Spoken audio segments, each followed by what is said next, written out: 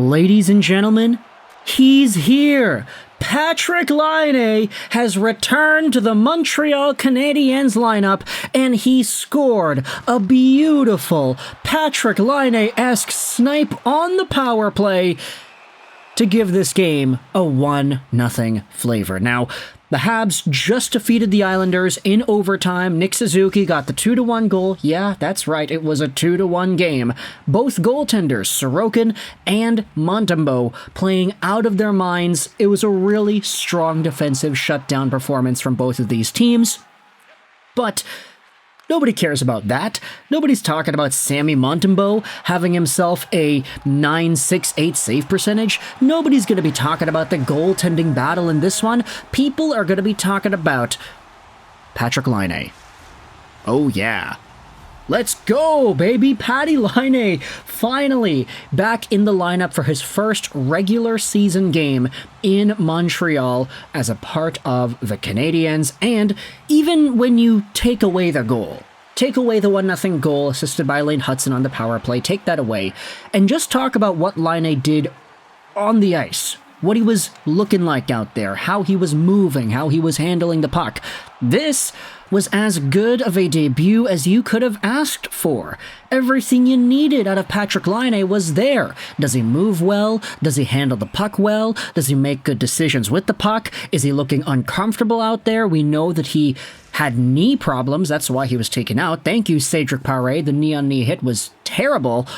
But how does he move? Does he look like a guy who is just coming off of a really bad knee injury? Or is he good and he's ready to go?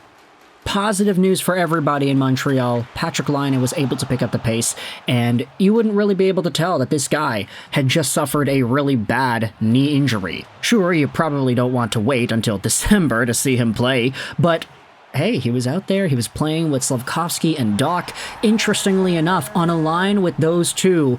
That might actually be one of the biggest lines we have seen in Montreal in a long time. I mean, what, Slafkovsky was the shortest guy on that line with Dach and Laine? Absolutely crazy triplet towers stuff going on there in the lineup. But ultimately, Patrik Laine is the one who gets the first goal out of everything. It's a power play goal assisted by Lane Hutson and Nick Suzuki. Suzuki goes over to Hutson. We all know the drill. Hutson is able to hold on to it at the top of the umbrella there. He throws it over to Laine, and instead of clap bomb one-timing it on goal, Laine fakes the one-timer, caresses the puck, holds it, and then he shoots far side, beating Ilya Sorokin off the post and in. You could see the building absolutely erupt with praise and with good vibes. The fans going nuts. The Habs on the ice themselves, they all crowd around Patrik Laine in the corner of the glass there. Everybody's looking happy about it. And the little tap that Cole Caulfield does to Patty Laine whilst they're celebrating, and then Patrik Laine kind of taps him back, that is like such great chemistry and great love to see out of the Canadiens guys all on the team. The game, though, continues, and it becomes 1-1 because you have yourselves one Anders Lee, who finds himself in on goal on Montembeault. He's all alone. It's a very strange play. But the Canadiens are not able to clear the puck out. Lee has it. He throws it on goal. Montembeault makes a save. Lee is also right there on the rebound, who puts it into the open cage.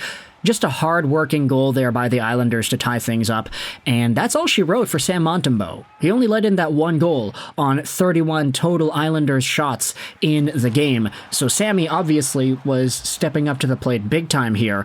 In the overtime, there was a goal scored by Nick Suzuki. That was the 2-1 winner. It was a really nice play here, assisted by Matheson and Caulfield.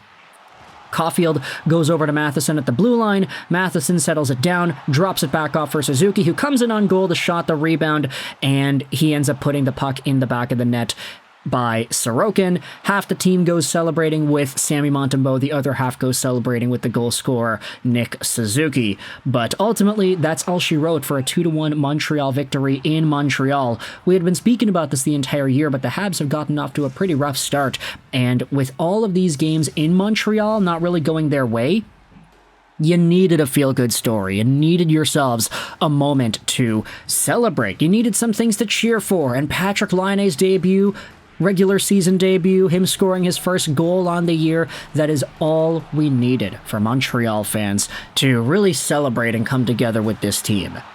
Now, it wasn't all positive. There were some bad moments. I will say that Kirby Dach, while he was placed on a line with Patrik Laine, Dach himself didn't look all too great. You can say that the goal scored by Anders Lee was it Dach's fault? I don't know. He tried to clear the puck off the glass, which is what ended up resulting in the turnover. And then in overtime, Dach also had a pretty boneheaded play, which eventually led to a Brock Nelson rush chance. I was about to say 2-on-1, not really a 2-on-1, not really a breakaway either. He was coming in on the left wing, and Lane Hudson was coming down in the middle. Nelson was forced to take a shot and have it saved by Montembeault. 2 plays there by Kirby Dach that result in some significant scoring chances against from the New York Islanders, and it doesn't look good when you consider how Kirby Dach is already at a pretty tough spot with this fan base, and people are talking about him, and his plus-minus is one of the worst in the NHL, if not the worst, and yeah, there are some improvements to be made. Hopefully playing with a guy like Patty Laine can help him out and start to get his confidence back up in order to make some better plays out there. But the Montreal Canadiens are undefeated in the Patrik Laine era of their team. Is this going to be the future of the Montreal Canadiens? Do Kent Hughes and Jeff Gorton think about giving Laine some sort of an extension? Sure, he's a good goal scorer, he's a talented guy, but he's making $8 million a year. 8.7 actually, the Sidney Crosby number. It's a lot of money for a guy who missed as much time as he did. And assuming Patrik Laine plays well in Montreal, assuming everything works out and he likes it here, obviously the fans and the team are going to like him too. He's a very talented goal scorer. Assuming everything works out, what's the dollar amount there? I'm kind of thinking about it like, okay, if Patrik Laine eventually decides to go to free agency and sign somewhere else, it would be like kind of Ilya Kovalchuk all over again. Hot goal scorer coming into the team with a lot of hype and momentum. Maybe, of course, Kovalchuk had a lot more age on Patrik Laine, so it was a different kind of momentum and story, but there still was that element of shiny new toy that was making a really positive impact, who stuck around for a little bit and then found himself in the free agent pool. Does Patrik Laine go through a similar process at the end of the year? Who really knows? Or do Kent Hughes and co. find themselves a way to extend the guy and maybe see even more goals, maybe some actual clap bombs and doing whatever it is to your moms that we want to see out of Patty Laine? We still haven't seen that patented one-timer go in a goal capacity yet, but hey, he needs to get his legs under him. Just kind of get that knee moving a little bit more in NHL game action. And so far, from one game against the Isles, he looked pretty good. So let me know your thoughts in the comment section below about the Montreal Canadiens playing off against the New York Islanders. Just for your information, I did watch most of this game, but I was kind of double teaming it, watching the Canucks and the Wild game as well at the same time. So it wasn't really the most cohesive viewing experience for me, but it was still there. I cheered when Patty Laine scored, as we all did. Let me know your thoughts in the comment section below about the Canadiens versus the Islanders. I hope you enjoyed this video, and bye.